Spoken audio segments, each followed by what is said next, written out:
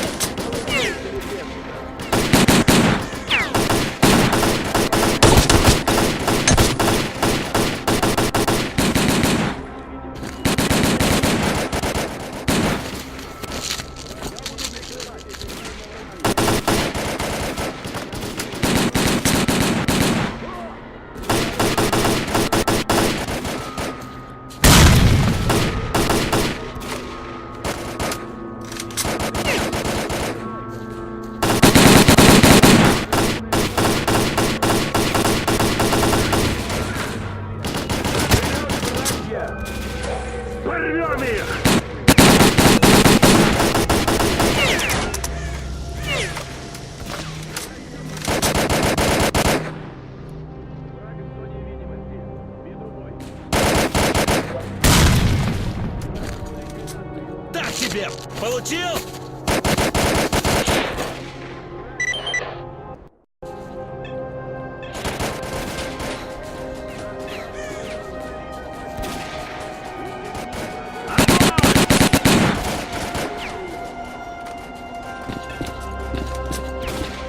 Major Degtyarev, we're ready to go. That's everyone except for the S.T.A.L.K.E.R. Prepare for takeoff. Roger that.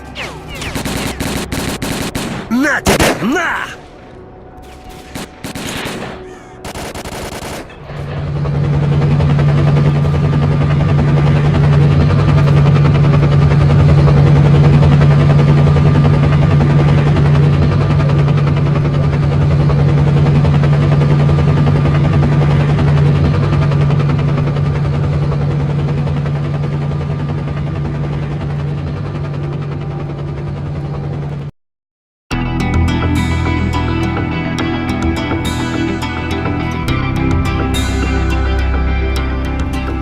As a reward for successfully completing his investigation, Degtyarev was offered a promotion to colonel and the position of mission coordinator.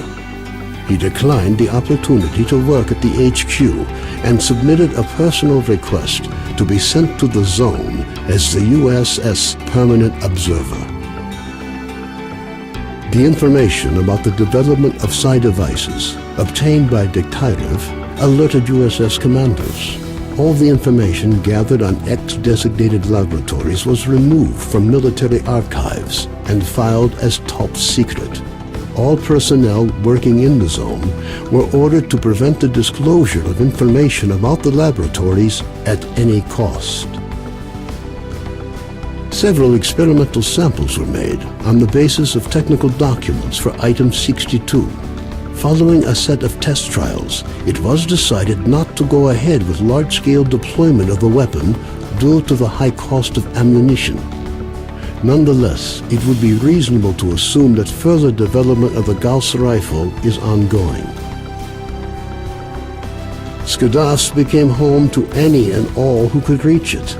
Fierce stalker resistance did not stop the bandits from making regular and ultimately unsuccessful attempts to establish their so-called order on the ship. Despite this ongoing struggle, the Skadovsk carried on its unique brand of life. Following the destruction of the bloodsucker lair, it's unlikely that anything could significantly change the state of affairs on the Skadovsk.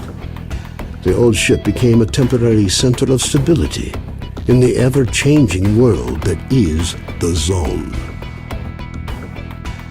A fragile balance was reached between freedom and duty squads at Yanov Station. Tired of the endless struggle, fighters of both factions started leaving their squads and joining the Free Stalkers. The scientific expedition, organized by Professors Herman and Ozersky, was a success. The data they collected facilitated the development of groundbreaking medicine and technology, which prompted the Ministry of Education to allocate additional funding for researching the Zone. Gary's stories about the Army's fate scared stalkers away from Pripyat. The few who dared to venture into the city ran into inexplicable phenomena, which added further dark strokes to an already gloomy picture of the dead city. The area around Yanov Station continues to attract growing numbers of stalkers. The lack of dangerous mutants and abundance of anomalous areas have led to the area being referred to as a treasure trove, with increasing regularity.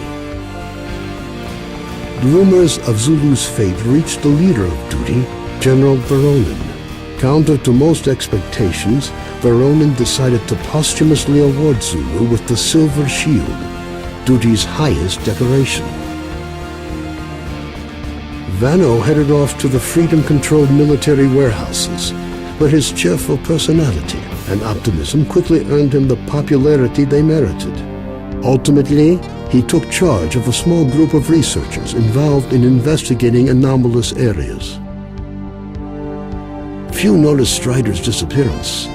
His desire to work out a way of helping people who fall under the Monolith spell followed him to his grave. Senior Lieutenant Sokolov continued to take part in flying missions over the Zone.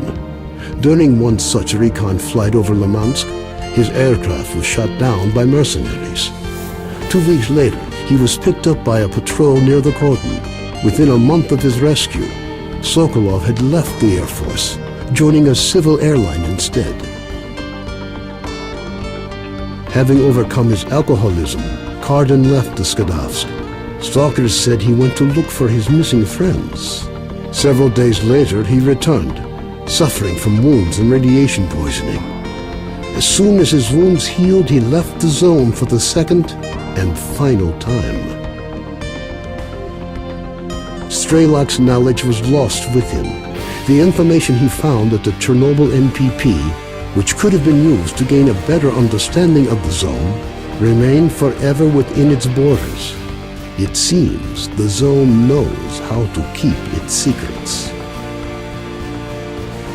When Colonel Kowalski, commander of the Stingray Group, returned from the Zone, he was forced to explain the reasons for the failure of Operation Fairway. Following a dragged-out investigation and the brass's failed attempt to make him the fall guy, the colonel was finally given an honorable discharge.